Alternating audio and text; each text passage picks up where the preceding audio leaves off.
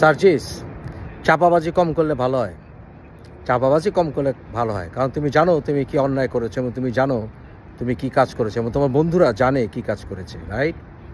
The chicken has come to roost. এখন বলছো সারা বাংলাদেশের শিক্ষকদেরকে এইভাবে পদত্যাগ করানো ঠিক না, ইনিয়ে বিনিয়ে বিভিন্ন যুক্তি দাঁড় করাচ্ছ কেন জানো? কারণ তোমরা জানো যে তোমরা কি অন্যায়টি করে ফেলেছো।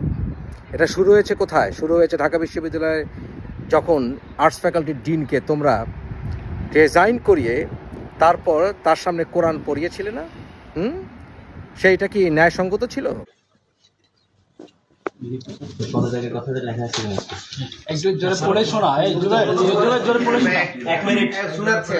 বরাবর উপাচার্য, ঢাকা বিশ্ববিদ্যালয়। বিষয় ডিন পদ থেকে পদত্যাগ প্রসঙ্গে। মহোদয়, আমি নিম্ন স্বাক্ষরকারী অদ্য 19/8/24 তারিখ 19/24 তারিখ কলা অনুষদের ডিনের পদ থেকে অব্যাহতি নিচ্ছি।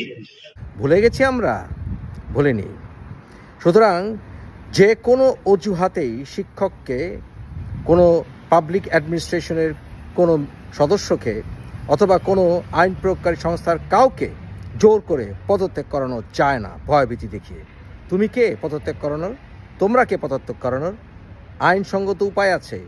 ঢাকা বিশ্ববিদ্যালয়ের সেই শিক্ষককে যখন তার ডিনের পদ থেকে রিজাইন করিয়েছিলে তুমি, তোমার বন্ধুরা, তারপর থেকে সারা বাংলাদেশে শুরু হয়েছে শিক্ষকদের অপমান।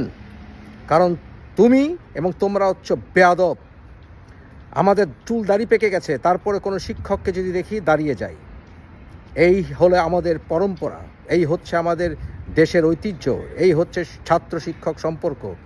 কোনো শিক্ষক যদি কোনো অন্যায় করে থাকে, কোনো শিক্ষক যদি বেআইনি কোনো কিছু করে থাকে, সেই দায়ভার, সেই প্রক্রিয়া আইন প্রয়োগকারী সংস্থা এমনকি স্কুলের গভর্নিং বডি নেবে। স্কুলের গভর্নিং বডি না নিতে চাইলে তার বিরুদ্ধে আইনি প্রক্রিয়া হবে। তুমি কে? তোমার বন্ধুরা কারা যে তোমরা আর্টস ফ্যাকাল্টির ডিনকে জোর করে রিজাইন করিয়েছ? তোমরা এই কাজ করেছো বলেই তোমাদের বন্ধুরা পরবর্তীতে বিভিন্ন ডিপার্টমেন্টে গিয়ে, বিভিন্ন সরকারি দফতরে গিয়ে হয়রানি করেছে। হ্যারাসমেন্টের মামলা খাওয়ার সময় এসছে। যদি আইন প্রয়োগ সবার জন্য সমান হয়, বৈষম্য সেখানে না হয়, তুমি রাজা হও আর তুমি ফকির হও, আইন তোমার জন্য প্রযোজ্য সমানভাবে।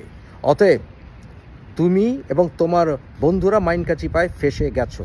অনেক শিক্ষকরা তোমাদের হ্যারাসমেন্টের জন্য অসুস্থ হয়ে পড়েছে। একজন শিক্ষক তো শুনেছি মারাই গেছে। তোমরা অলরেডি ক্রাইম করে ফেলেছো, ক্রিমিনাল হ্যারাসমেন্ট।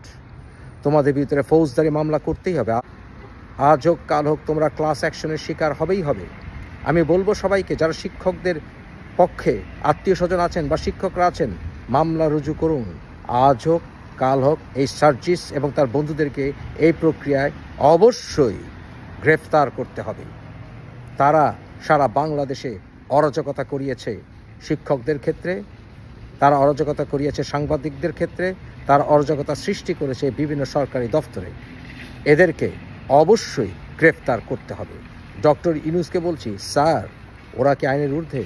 নাহিদের বাপ কি আইনের ঊর্ধ্বে? স্যার, ও স্যার, বলেন না স্যার।